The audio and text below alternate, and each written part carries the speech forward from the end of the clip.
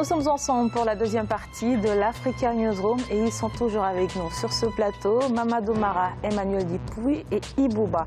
À présent, notre grand angle.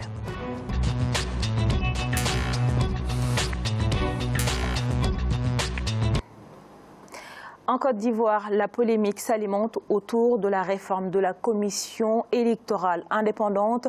En effet, le gouvernement a entamé un dialogue politique en janvier 2019 avec les partis d'opposition et la société civile pour un consensus dans les réformes. Mais 5 mois après, on n'enregistre aucune véritable avancée dans le processus de refonte. Reportage de notre correspondant à Abidjan, Oliva Diakoton. En Côte d'Ivoire, la société civile émet des réserves sur la forme des négociations pour la refonte de la commission électorale indépendante. Elle critique également les propositions du gouvernement suggérant 14 membres, dont des représentants de l'exécutif. Or, la Cour africaine des droits de l'homme et des peuples, à travers un arrêt en novembre 2016, a jugé partial cette commission, surtout à cause de la présence des membres de l'administration. Le schéma de la société civile de l'opposition donne une place prépondérante à la société civile avec une place d'observateur, n'est-ce pas, des partis politiques. Je pense que c'est un schéma équilibré. On arrivera à la réforme de la CEI, peut-être pas dans le délai qu'on aurait souhaité, mais il faudra qu'on ait... La Côte d'Ivoire a besoin d'une CEI consensuelle. Le gouvernement et les partis politiques, dont ceux de l'opposition, se retrouveront également ce 23 mai 2019 pour poursuivre les discussions autour de cette réforme après les rencontres de janvier et d'avril 2019 qui se sont soldées sans véritables avancées. Ce qu'on attend du gouvernement, c'est son arbitrage. Ce n'est pas son immixtion, ce n'est pas son implication, parce qu'on parle de commission indépendante. Nous allons aller jusqu'au bout, nous sommes des enfants de combat, nous allons lutter et nous allons nous faire entendre partout où il le faudra et donc faire aboutir les propositions des Ivoiriens. Alors que la société civile et l'opposition dénoncent le manque de chronogramme clair pour les discussions, une rencontre tripartite entre gouvernement, partis politiques et société civile est attendue prochainement. Débutée en janvier, la réforme de la commission électorale n'a pas connu vraiment d'avancée significative. Mamadou Mara, qu'est-ce qui bloque aujourd'hui ce processus ? Généralement, les élections en Afrique, le blocus fondamental se trouve au niveau du fichier électoral. Toutes les réformes de CI ou de ministères qui organisent les élections, c'est plutôt au niveau du fichier électoral. Il semblerait aujourd'hui qu'ils ne soient pas d'accord sur le fichier électoral et l'opposition se base sur un arrêt qu'a fait la Cour en disant qu'il faut que la Côte d'Ivoire mette en place une institution impartiale pour organiser les élections et donc le FPI et les autres partis sont allés en branle en disant soit qu'il y ait une réforme de la commission indépendante électorale.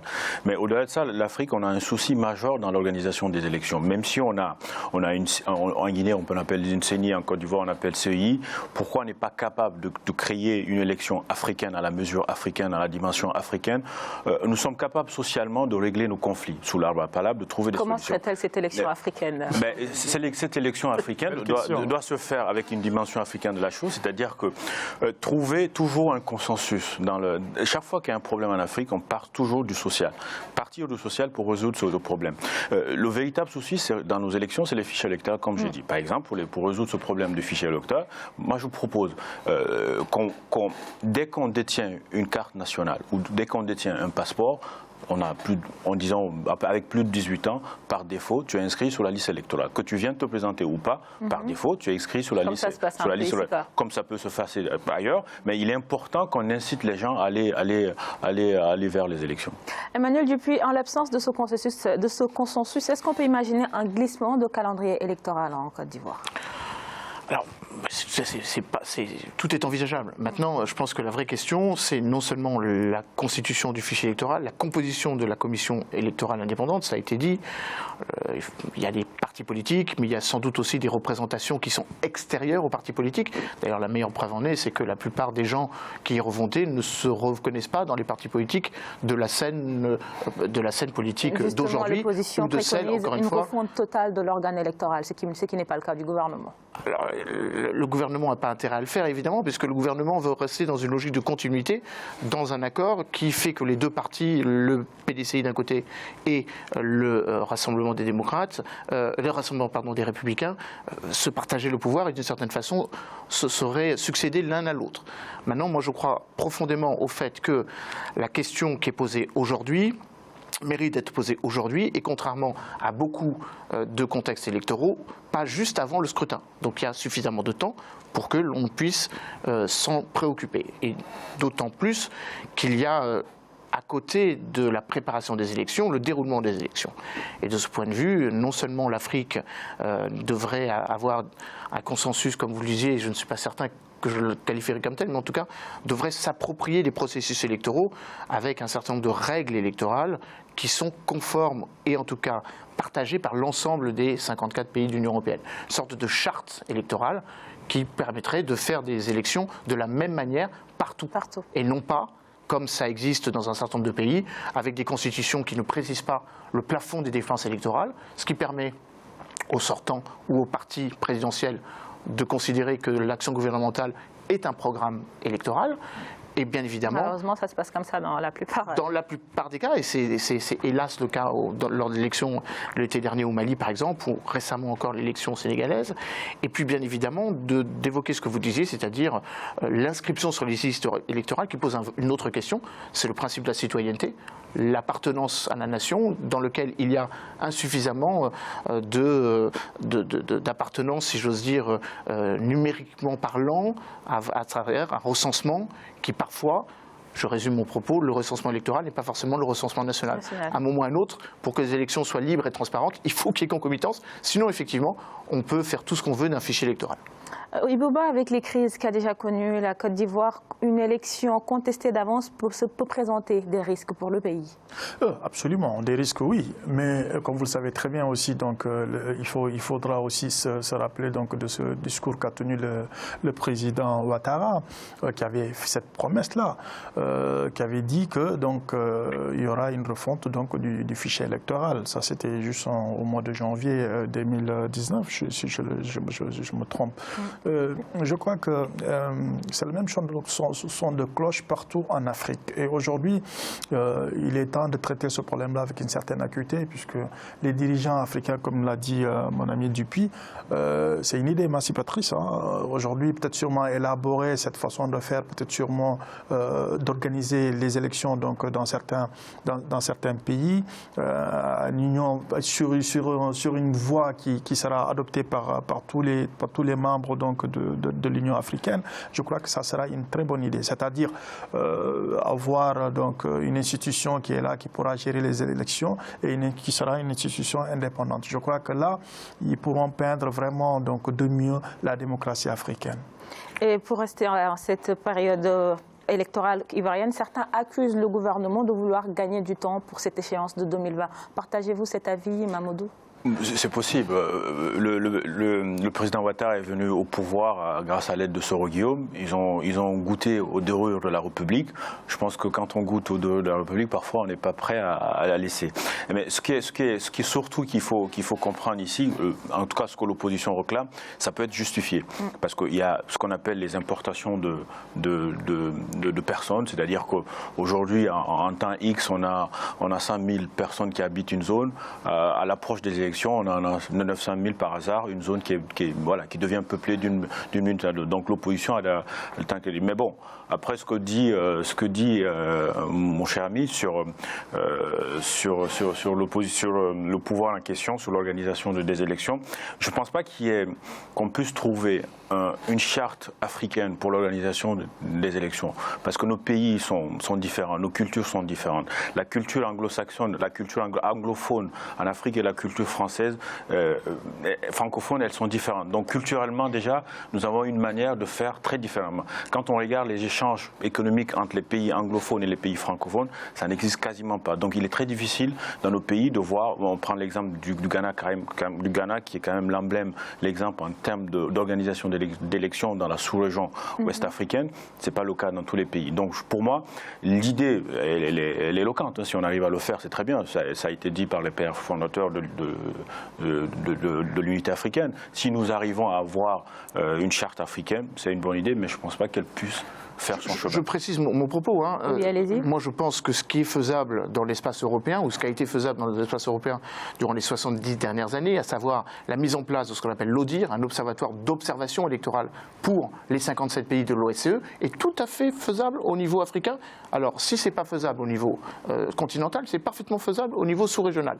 Il y a facilement, si j'ose dire, si j'ose m'exprimer ainsi, la capacité au niveau de la CEDEAO de créer une commission de surveillance électorale pour 15 pays, nonobstant la différence des systèmes électoraux. Un vote reste un vote, un bulletin de vote reste un bulletin de vote, un bourrage d'urne reste un bourrage d'urne, que ce soit exprimé en anglais, en portugais ou en français. Je prends l'exemple de la CEDEAO. Moi, je crois qu'au contraire, il s'agira en plus de créer une certaine forme d'harmonie, de légitimité entre les chefs d'État et de gouvernement, qui ne pourront pas s'accuser d'avoir été élus ou bien ou mal élus, qui auront été élus selon des critères convergents.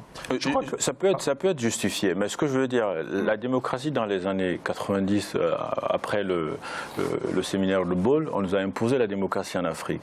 Après une trentaine d'années, on en est où? Ça ne marche pas. On a trouvé une photocopie, on a photocopié la démocratie occidentale pour la copier à l'Afrique. Aujourd'hui, on s'entretue pour défendre les valeurs de la démocratie. Ceux qui hier nous expliquaient que la démocratie est un vecteur de développement, c'est vrai que ça peut être un vecteur de développement. Quand on voit les pays occidentaux, oui, la démocratie a apporté l'espérance, a apporté une certaine émancipation. Mais il ne faut pas calquer. Il ne faut pas voir l'Afrique avec une loupe occidentale de la chose. Il faut regarder l'Afrique avec... On peut trouver réellement une réflexion là-dessus, je suis d'accord qu'on trouve une réflexion, mais je ne pense pas que parce que ça a marché en Europe, parce qu'il y a eu un observatoire qui a marché en Europe, que ça marchera forcément dans les pays africains. Si entre pays africains d'abord, nous ne sommes pas capables de mutualiser nos pouvoirs, de trouver une synergie d'action pour proposer quelque chose à nos populations, je ne pense pas qu'à l'échelle, en tout cas panafricaine, je ne pense pas qu'on trouver une solution à nos problèmes comme ça. Moi, je crois que c'est possible, puisque aujourd'hui, donc, nous allons essayer de voir sur cet talent-là, puisque aujourd'hui, c'est le même problème partout. Et je crois qu'il faudra rappeler aussi qu'il y a certains pays qui avaient des organisations qui étaient là, des organismes plutôt qui étaient là, indépendants plutôt, donc qui s'occupaient des élections. La CENI ou quelque chose comme ça, je ne me rappelle plus exactement. L'appellation change souvent. Oui, ça peut être CEI, ça change toujours. Donc je crois déjà, c'est une très bonne chose. Et aujourd'hui, si ça... Comme le problème perdure en Afrique, et qu'en Afrique, donc, il y a l'unité africaine qui est là, qui voudrait prendre les choses à bras le corps, je crois, peut-être sûrement, ça sera une idée émancipatrice, afin qu'ils puissent quand même élaborer en quelque sorte donc, cette facette, d'où les pays pourront adopter afin que la démocratie soit notée dans tous les pays où nous espérons. Parce que le fond du problème, il reste là, il est lancinant, il est toujours là, accru. C'est toujours le même problème de fichier électoral partout.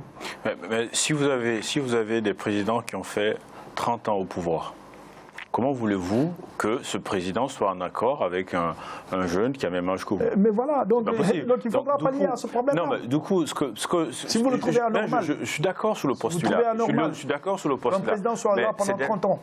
Non, je suis d'accord sur le postulat, mais je veux dire que dans la manière de le faire, c'est-à-dire que le processus qui va... Quand vous avez pris l'exemple de l'Union européenne. L'Union européenne, qu'est-ce qu'il fait la fois? L'OSCE. Mais ça reste toujours dans le cadre de l'Union européenne, on va dire. Entre guillemets, on va dire. Mais bon, l'élément porteur, je prends l'exemple par exemple de la France et de l'Angleterre, de la France et de l'Allemagne. Ces deux pays sont fait la guerre. Aujourd'hui, ces deux pays sont les deux pays moteurs de l'Union européenne aujourd'hui. En Afrique, pourquoi ça ne marche pas? Ça ne marche pas parce que nos dirigeants qui sont au pouvoir sont dans l'incapacité de faire certaines propositions et de faire déjà économiquement avancer leur pays. Comment voulez-vous avancer à l'échelle continentale alors que chez vous êtes incapable de trouver un salaire minimum pour vos populations? À l'international, ça ne peut pas marcher. Alors, je voulais juste rebondir par rapport à ça, parce qu'on mélange un petit peu deux choses, la démocratie et le système électoral. Je ne dis pas qu'il faut un observatoire de démocratie, je dis qu'il faut un système d'observation et de mentoring électoral. Ce n'est pas tout à fait la même chose. Par contre, la vraie question qui est posée, c'est les systèmes électoraux que se sont choisis un certain nombre de pays.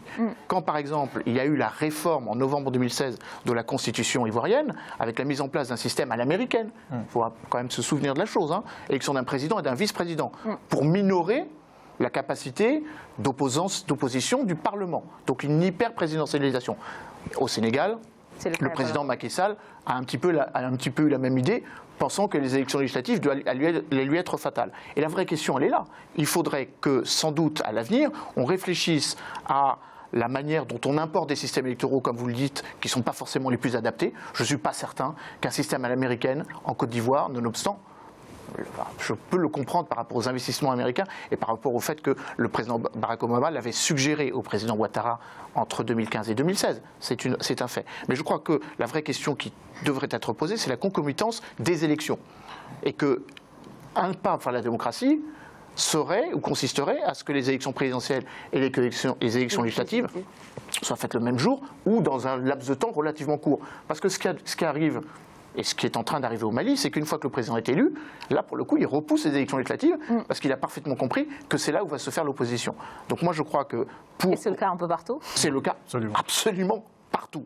Sauf évidemment, vous avez raison, au Ghana, qui fait office de... Le Sénégal aussi l'a fait, je crois, une année où ils ont organisé les élections législatives et présidentielles en même temps.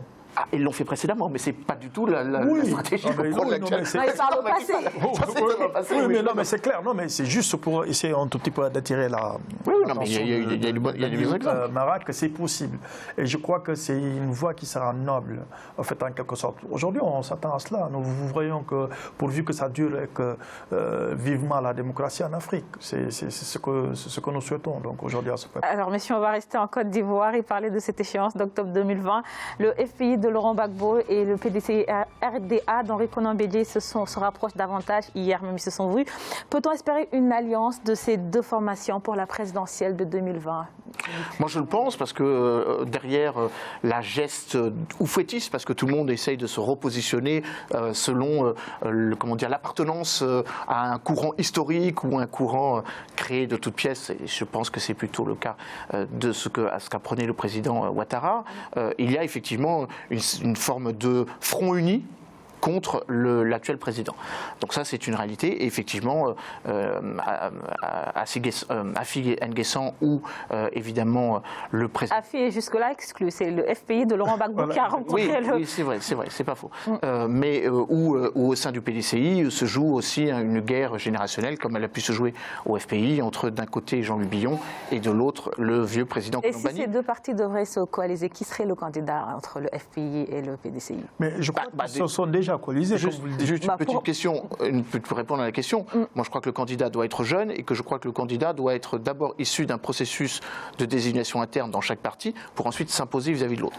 Or, c'est le sens contraire qui est en train de se mettre en place. Il y aura dur labeur à faire, mais parce qu'aujourd'hui, vous savez très bien que la situation, comme elle le décrit, le décor est tellement anxieux que vous voyez le président Laurent Gbagbo, peut-être sûrement qu'il se verrait libre et qui sera en Côte d'Ivoire. Sans doute, peut-être sûrement que ce soutien lui sera affilié, au moins un tout petit peu pour amorcer. Je ne crois pas que Laurent Gbagbo va revenir sur la scène. Non, je veux dire qu'un membre proche, peut-être sûrement de Laurent Gbagbo, mais c'est possible que Laurent Gbagbo revienne, monsieur. Non, oui, Laurent Gbagbo, je ne pense pas qu'il revienne. Juridiquement, de toute façon, il ne peut pas. Oui, non, juridiquement, peut-être sûrement qu'il ne peut pas. Peut-être sûrement qu'il a. Non, mais en tout cas, moi, je pense que tout porte à croire que le rapprochement du PDCI et du FPI, l'objectif principal, c'est d'affaiblir le président Ouattara et son parti. Mais c'est une très bonne chose pour la démocratie. Ça veut dire que des gens qui se sont fait la guerre sont capables de se rapprocher. En politique, tout est possible, on va dire ça comme ça. On va marquer une courte pause. On se retrouve pour la troisième et dernière partie de l'Africa Newsroom.